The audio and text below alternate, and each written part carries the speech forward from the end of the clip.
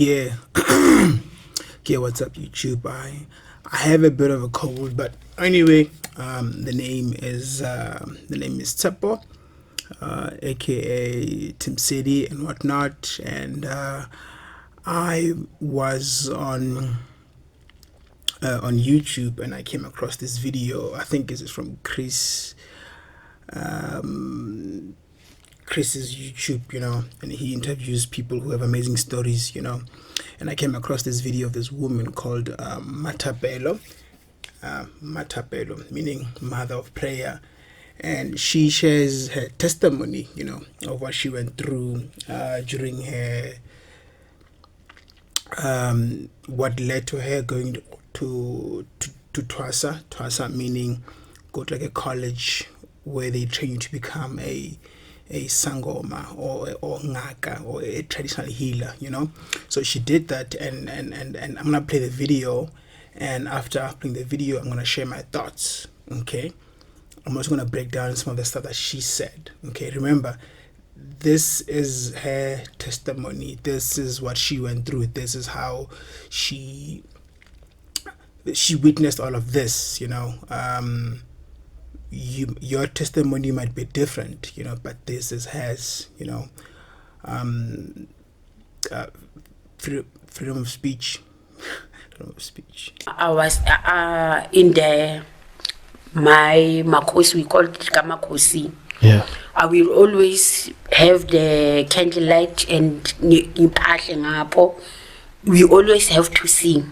Wabona kune ingoma esisiqulayo mawuphahla. So mawusiqula lengoma like bathi idlozi likumkile or liyavuka.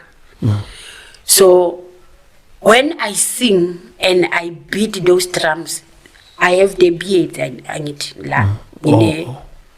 They will walk, it's a snake, they turn to a snake, they walk, they crawl, some they go into my ears. And then we have this beats. No, it's a twisted wool. Yes. Those things are living. Don't allow anyone to put you abolinda or by they are living those things. They are parasite, they are feeding in your blood. Yeah. If you want to make example, if you know someone who is having it, take her to Val River and put that hand in the water. It will walk like this in the water. Yeah. It's a snakes. They are snakes. So they will crawl all over my body. They will do that. When the music stops, they stop. It's a beat. Sure. Amalinda sihlele sinjalo. Sure. Yeah. So she starts off the video highlighting that when she was Koma Kosi, right? That's where she was taught how to become a sangoma. I'd call it a college, or I'd call it a varsity, for sangomas. And they lit a candle, and on her head, I think she's saying she had beads on her head, beads, like beads on the hair, on the dreadlocks. She had beads and a couple of strings, and she's just talking about on what she experienced during that whole transition, And I'm gonna try and explain it in English. She is speaking a bit of English, but just so people understand. But it's quite deep, So basically, when she's busy singing, singing is worshiping to the ancestors. When she's busy doing that, they say when you're worshiping, when they say that when you pray, when two or more in one place praying, God comes and he joins. So even the Amaklozi, when they singing and beating the drums, the Dlozi, the ancestor, become happy and they too join, And now she's saying on her head, she felt like the beads were like snakes moving around and whatnot. Yeah, it's her words. Basically, they would walk all over her face and she would feel them, and she goes on to talk about beads, the beads and the strings on their hands, her experience in what's to them, Most people say this about these strings, right?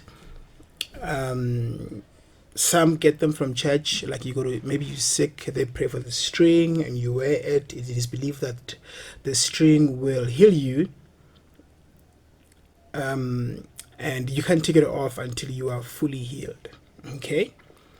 And she shares what she went through when she had those strings on. Remember, even sangomas wear these strings and whatnot, and they have a different meaning, Like some might say, or this, I'm paraphrasing it, some might say, the red one represents my grandmother who's dead, the white one represents my grandfather, you know what I mean? So on and so forth. And some might say the white one represents my ancestors whom are white. And because they are white, it is believed that they are from like the water, like the mermaids and whatnot, This is what I gathered from just talking to people and listening to people like MmaThapelo and whatnot. But yeah, let's continue, okay? Basically, she's saying she wouldn't encourage anybody to wear the strings because, according to her, those things are living, meaning they kind of have a power of their own and that they have a life, basically, MmaThapelo, yep, MmaThapelo.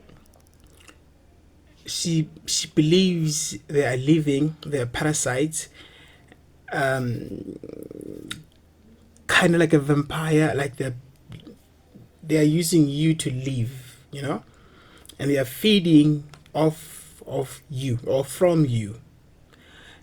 And sounds creepy, I know. Yep, she's saying this. It's a testimony, man. Let's go. So, and then she says, if you don't believe it, if you know somebody who's got one of those strings and whatnot, there is a river called, I think it's probably in the Val River.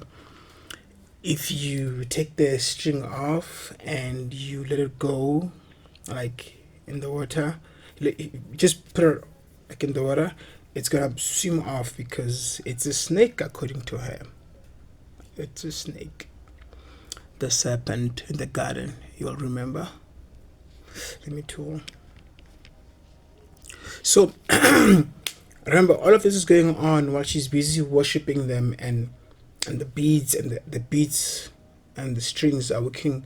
They are literally going around her face and body, And during all this time, it's worship time for the ancestors and whatnot. And towards the end, when they stop playing the beats and all is well and all is done, out of nowhere, the movement of the snakes and whatnot stops, like nothing happened. Basically, that's it. And I think I think it's a lot. I think it's a lot. I think it's deep. I think people need help, I know that we all have different beliefs and whatnot, and we can't force Christianity onto people.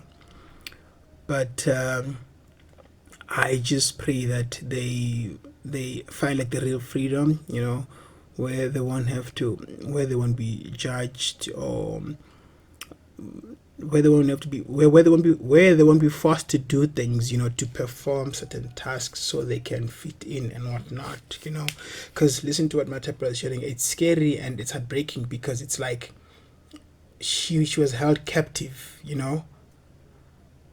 it's like she didn't know what she was getting herself into. Okay, and also you can go check this video out on Chris's network or on his YouTube. I'm just gonna be breaking some of the videos I found on YouTube down and just sharing my thoughts, and most of them I might just be translating them, like just speaking in English and saying, this and this and this and this happened. But for now, let's go. I think at the end I'll share this and that, but for now, out. Me, I'm going.